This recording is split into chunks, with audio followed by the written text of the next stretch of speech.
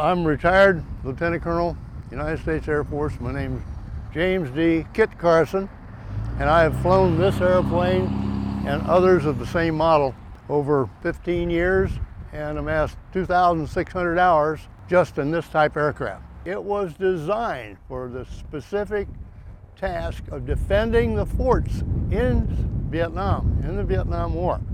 And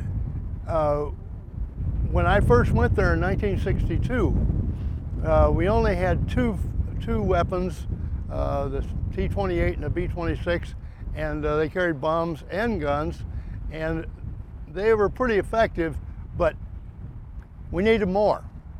And one of the young captains came up with an idea of, why don't we fly this thing in a circle and keep the guns on the target the whole time?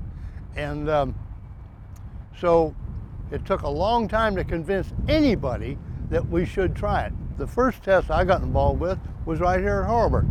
And I flew in circles to the left, moving a grease pencil target around on the pilot's window, right up there. And the idea was to get it to where it would be the closest to be on the pipper. And we had theodolites and all that good stuff, measuring this, that, the other stuff that I never did understand. But I knew what they were supposed to do. And we did that.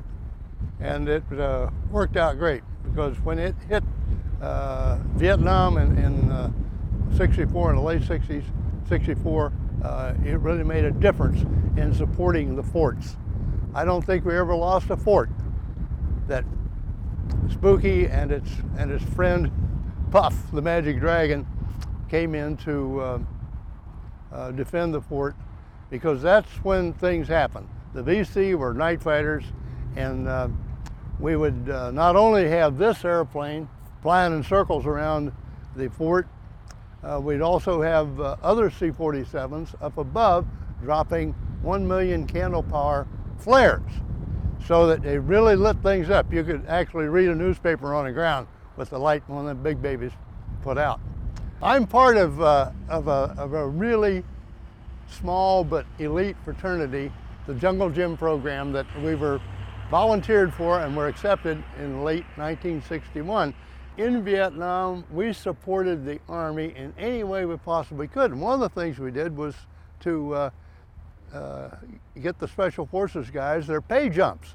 Because, I mean, they were heroes and all that, but they still wanted to make sure they got their hazardous duty pay. And so we went up to drop these guys way up in tiger country, and meaning bad country. And it was a very small field, and turning around in it, we got our tail wheel in the mud. Oh man, there's the worst thing you can do as a pilot is to do something like that.